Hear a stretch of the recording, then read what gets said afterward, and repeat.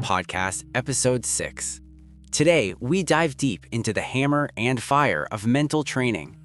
Discover human Pulsecore, the mental technology designed to shatter barriers and clear the path for your intentions. I'm YARATA. Let's dive in. You know, I had a bit of a moment this week. I decided, okay, this is it. I'm going to get serious about focus. I'm going to sit down, close my eyes, try that whole meditation thing. And let me guess. You sat down, you closed your eyes, and suddenly you remembered an email you forgot to send 3 years ago. Oh, it was so much worse. It was like the second I cut off the visuals, someone just cranked a radio in my head to max volume. Yeah. I mean, grocery lists, static, a jingle from some commercial, this weird anxiety about the stove, just loud. It's the classic paradox, isn't it? We think quiet is the default, but for the modern mind, the default is actually chaos. Exactly. And the usual advice is so gentle. Just breathe, or let the thoughts float by like clouds. But today we're looking at a source that basically says, forget the clouds. You don't need a breeze. You need a hammer. You need a hammer. It's a huge shift in perspective. We're diving into this concept called human Pulsecore. Right. Which, I have to be honest, sounds like some intense underground electronic music genre. Something you'd hear in a warehouse at 4 a.m. where absolutely no one is smiling. It really does. But the material we're looking at today is so adamant about this. It explicitly states, human Pulsecore is not music. It's not for entertainment. Not for tapping your foot, too. Definitely not. Yeah. The source defines it, and very strictly, as mental technology equipment. Mental technology equipment. That is a serious rebrand for an audiophile. It is, but the distinction is all about intent. The goal isn't pleasure, it's psychotechnological intervention. The documents describe a method designed to, and I'm quoting here, crack the mental barriers that hold us back so our true intention can finally flow through. So this is not the lo-fi hip-hop beats to relax study 2 playlist? Oh, far from it. If you tried to use this as background music, it would probably drive you completely insane. This is audio that's designed to hit you physically. Using physics to change psychology. Exactly. Okay, let's unpack this. Because the imagery the source uses is, well, it's surprisingly violent for a wellness tool. It puts it up against things like mantra frequencies. Right. The text talks about a system called ItthiJit, which is all about cultivating mental power. And it draws this fascinating comparison. It says, your standard mantras or meditation music, they're the embrace of calm, gentle, soothing. Which is what we think we want, right? To be soothed. We do. But the source argues that sometimes calm just doesn't cut it. It calls human Pulsecore the hammer in the fire. The hammer in the fire. That feels heavy. It's meant to be. I mean, think about a blacksmith forging a sword. You've got this cold, hard lump of steel. You can't just ask it nicely to become a blade. You can't just rub it gently with a cloth. No, you have to heat it up till it glows, and then you have to hit it hard. So you need the fire to make it malleable, and the hammer, the impact to shape it. Precisely. And the argument here is that the modern mind has become like that cold lump of steel. It's rigid, it's cluttered, and it's resistant to change. So human Pulsecore is the heat and the impact for your brain. It's an amplifier. Yes. And I love this nuance in the material.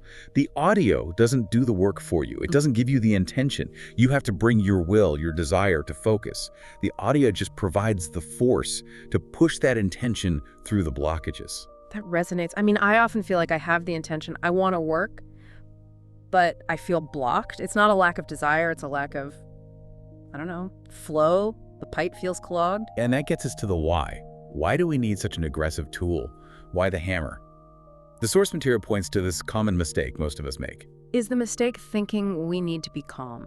It's the belief that the first step is always being calm. That sounds so counterintuitive. I mean, everyone from yoga teachers to therapists says, take a deep breath, calm down. But think about the context of our minds now. This source describes our mental state as being full of mental junk or garbage. I feel that. And it's not just thoughts, is it? It's the stress from the commute, the blue light from screens, unfinished emotional stuff, the news cycle.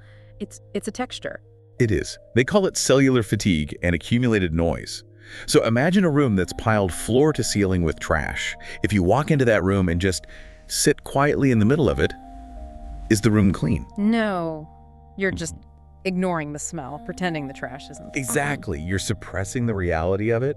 And the source says if you try to layer a delicate state of calm on top of all that mental garbage, you aren't clearing anything. You're just putting a lid on a boiling pot. And that takes energy. I mean, pretending to be peaceful when you're internally screaming is exhausting. Incredibly draining. And that's why meditation feels so hard for so many people. You're fighting the noise, not clearing it. The human Pulsecore approach says before you can organize the room, you have to blast the clutter out. You need a breaking the barrier phase. So this audio, this hammer, it's the blasting cap. Yes, they call the mechanism a controlled impact, a controlled explosion.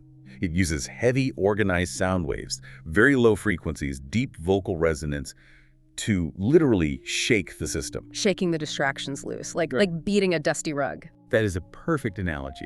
You can't clean a dusty rug by just smoothing it out. You have to take it outside and beat it. This audio uses impact to crack the Nivarana, the term for hindrances or barriers, so they fall away instead of just being hidden. And the source says that once this happens, you shift from being scattered to centralized. Right. And this isn't magic. It's a physiological process called entrainment. You go from chaos to focus, not by thinking about it, but by syncing your body to an external rhythm. Okay, let's pause there. Entrainment is one of those words that gets thrown around a lot, and it can sound a bit woo-woo. How can a sound file physically change how my brain is firing?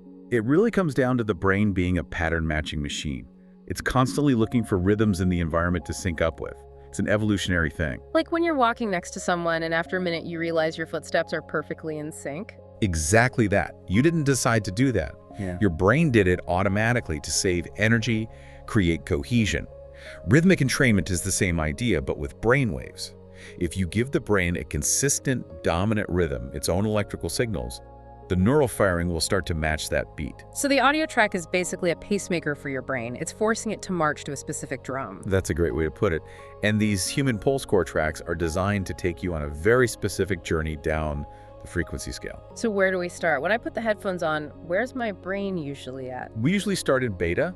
That's roughly 13 to 30 hertz. And beta is our default awake mode. Yeah, it's the get stuff done mode. It's alert, analytical, but it's also the home of stress, anxiety, worry. It's the monkey mind jumping all over the place. High energy, but scattered. That whole I have too much to do and I can't start any of it feeling. Correct. So the Pulsecore track uses that deep bass and this very specific deep vocal resonance. It's basically a low monastic humming to drag that frequency down. It's a pulse impact that acts like a brake pedal on the system. It's physically slowing the electrical pulses down. Yes. It shifts you first into alpha, which is 8 to 12 hertz. That's your flow state. Relaxed awareness. You're calm, but you're present. But it doesn't stop there. The source says it goes deeper. The destination is theta. Ah, theta. That's the magic zone everyone talks about with deep meditation. It's often called the twilight state, around 4 to 8 hertz. It's that weird floaty feeling you get right before you fall asleep or just as you're waking up. Where you're still conscious, you know you're there, but you're not really thinking in words anymore. Precisely. Your critical, analytical mind, the part of you that doubts and judges, has gone offline. And this is why it's so important for this ItthiJit or mental power concept. In beta, your subconscious is guarded. In theta, the guard's asleep. The door is wide open. So that's where the reprogramming happens. You get access to the source code. Exactly. But there's another layer to the science here that I found fascinating. It's not just the brain, it's the body, the vibroacoustic effect. This is why you can't just listen on little earbuds. Right. If you're only listening with your ears, you're missing half the tech. These tracks use sub-bass, extreme low frequencies that are meant to vibrate physical matter. And since our bodies are mostly water, sound travels 4 times faster through water than air. These vibrations resonate through the water in your cells, your tissues, your bone mass. Hold on, you're saying it literally vibrates the stress out of your bones. That sounds intense. Biologically, it's not far off. Your body is basically a tuning fork. When you hit it with these low frequencies, the source says it reduces cortisol, the stress hormone, and stimulates dopamine. So by the end, you aren't just thinking differently, your whole chemical baseline is shifted. You are physically primed. That is so interesting. We always think of focus as a head thing. Get your head in the game. This is saying, no, get your body vibrating correctly first, and the head will follow. Which leads us right to the how-to. The source gives a very specific step-by-step guide. And step 1 is the body test. Right, this is about picking the right track. And the advice is, do not pick one because it sounds pretty. We're so conditioned to want pleasant things, aren't we? The nice melody, the harmony, But this is a tool, not a concert. You don't pick a wrench because it's a nice color. Correct. The source says the body is the honest gauge. You have to find the track where you physically feel the vibration in your chest or your stomach. If you don't feel that thump, it's not the right tool for you in that moment. It has to rattle the rib cage a bit. It has to make contact. So once you have that, you go to step 2, physical resonance, the hook. Okay, so this is during the heavy part at the beginning of the track. What are we supposed to do here? Because my first instinct is to try and clear my mind. And that's the old trap. The instruction is very specific. Don't try to empty your mind. It'll just fill up again. Instead, you latch your mind onto that physical point of vibration in your body. You ride the shake? Ride the shake. Let that physical sensation be the anchor. It gives your busy, anxious brain something to do so it doesn't wander off. You occupy the monkey mind with the bass. That makes so much sense. It's like giving a toddler a toy so they'll sit still. Okay, so then comes step 3, the purge, the release. This part is active visualization. Every time that heavy beat hits the hammer, you imagine it's an explosion pushing out fear, hesitation, all that negative energy. I love how aggressive that is. You're not gently letting it float away. You are blasting it out the door. It's a controlled explosion. You don't analyze the thoughts. You don't ask why you're feeling this way. Yeah. You just use the sound wave to push it out. And all of that builds up to the finale. Step 4, the manifestation. This is the crucial moment.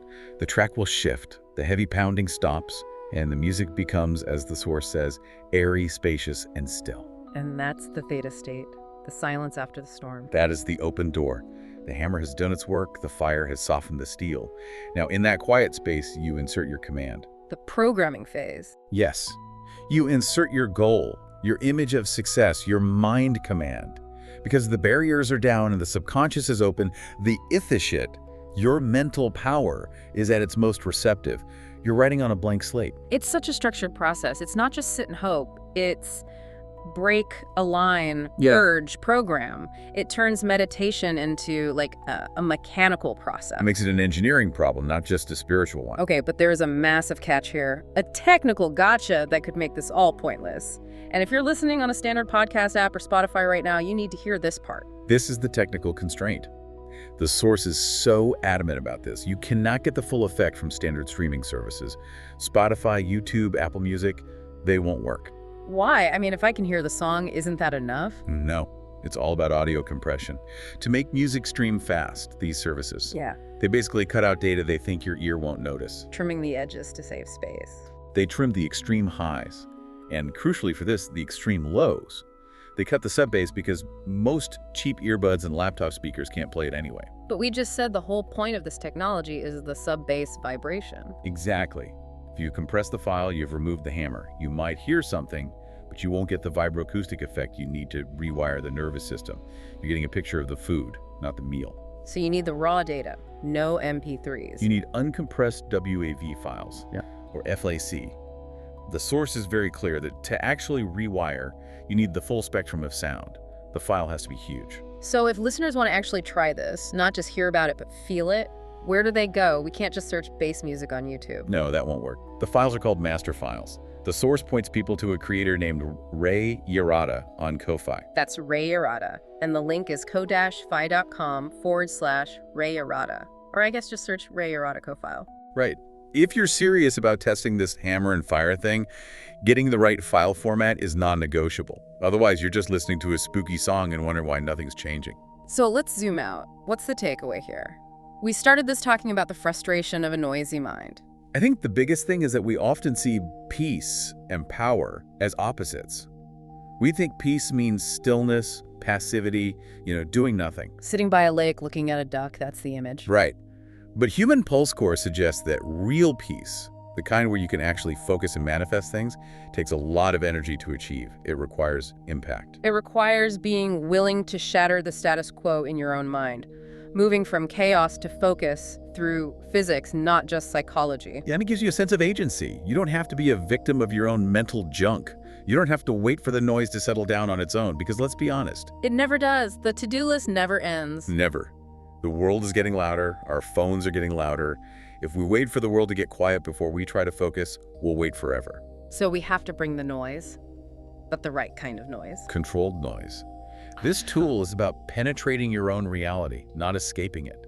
It's not peace itself, it's the power that makes peace possible. That's a powerful distinction. It really flips the whole wellness industry approach on its head. It does. It was raised as a really provocative thought for me. We spend so much time trying to soften our lives. Soft bedding, soft music, we try to smooth out all the edges. But what if the secret to finding that deep, silent focus we all want isn't about getting softer? What if we need to get harder? What if the secret is learning how to shatter the noise from the inside out? What if you need to break yourself a little bit, just so you can put yourself back together in the right order? That is definitely something I'm going to be thinking about next time I put my headphones on. A little terrifying, but also kind of liberating. It changes how you look at your playlist, doesn't it? It absolutely does. Well, that brings us to the end of this deep dive into human Pulsecore. Whether you're looking for the hammer, the fire, or just a new way to clear out the mental garbage, we hope this gave you some serious food for thought. And remember, intention needs a clear path. Sometimes you have to be the one to clear it. Thanks for diving deep with us. See you next time. ItthiJit is the power that makes true peace possible. For 100% results in rewiring your nervous system, I recommend using uncompressed master files. Search Google for YARATA Co-Fi or check the link in the description. I'm YARATA. Goodbye.